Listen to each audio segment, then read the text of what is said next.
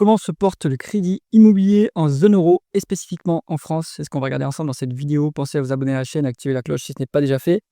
On commence tout de suite avec cette série statistique qui est donc la création monétaire, hein, tout simplement, puisque les banques créent de la monnaie quand elles font des prêts. Donc pour l'immobilier en zone euro. Alors, on peut noter que la France est toujours en queue de peloton, hein. On est à -0,3 sur mai 2025. On a détruit du crédit par rapport à 2024 en agrégé.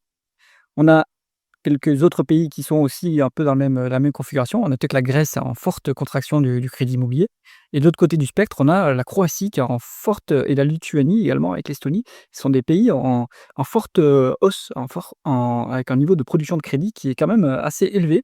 Donc ça, c'est un phénomène récurrent quand il y a des pays qui rejoignent la zone euro, assez fréquemment ensuite, il y a une bulle immobilière qui se forme avec, une création monétaire du crédit immobilier, débridé. Donc, la Croatie a rejoint récemment la zone euro et c'était la même chose aussi pour la République tchèque.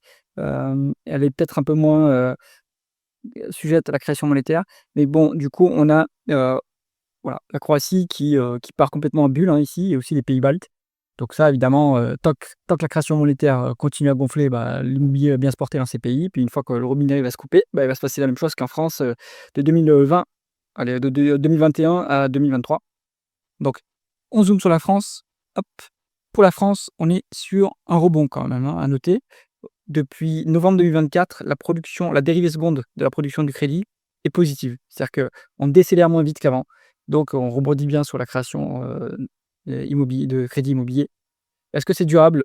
Il va falloir voir, hein, parce qu'on on est toujours dans une impasse politique puisqu'on a la réforme des retraites, donc le conclave des retraites qui patine, qui a donné aucun résultat, donc pas de réforme. Le budget 2026 a très peu de chances de passer, donc il va y avoir potentiellement une motion de censure et une dissolution derrière. Donc ça va relancer le cirque politique comme en mai-juin 2024.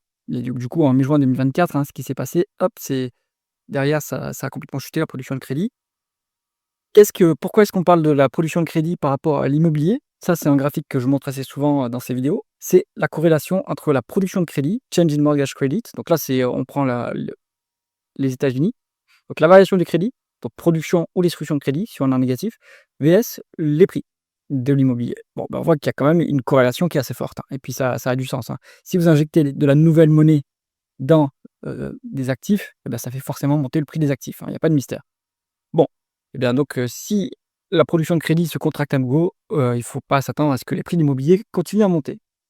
Autre élément à suivre, c'est les taux, hein, évidemment, puisque l'immobilier est très sensible au niveau des taux. Donc la production de crédit, en fait, elle va aussi découler du niveau des taux d'intérêt, puisque, au-delà d'un certain seuil, les ménages peuvent plus s'endetter puisque ça coûte beaucoup trop cher par rapport au prix de l'immobilier. Donc ce qu'il est intéressant de noter, c'est que, si on regarde les taux à 10 ans, hein, qui sont plutôt la référence pour l'immobilier, on voit qu'on se rapproche. Donc ça fait, quand même pas mal de temps qu'on est, coude à coude avec la Grèce, hein.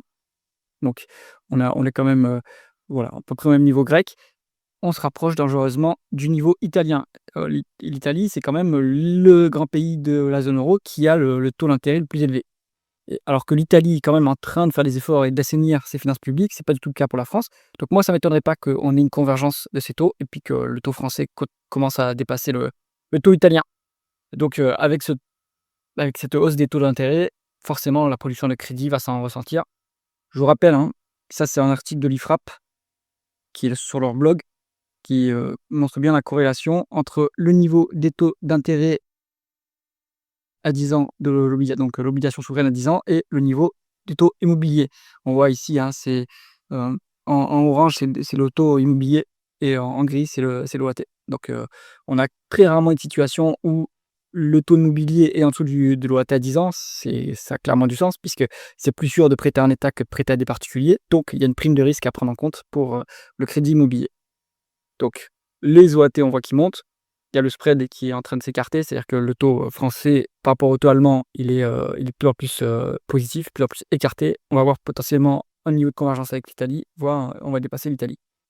Et si on regarde les taux du côté de nos amis empruntistes, donc ça, c'est à prendre avec des pincettes, hein. Ils mettent ici: «Les taux sont en baisse», mais bien sûr, en fait, depuis presque, 6 mois, les taux sont pas du tout en baisse, ils sont stables.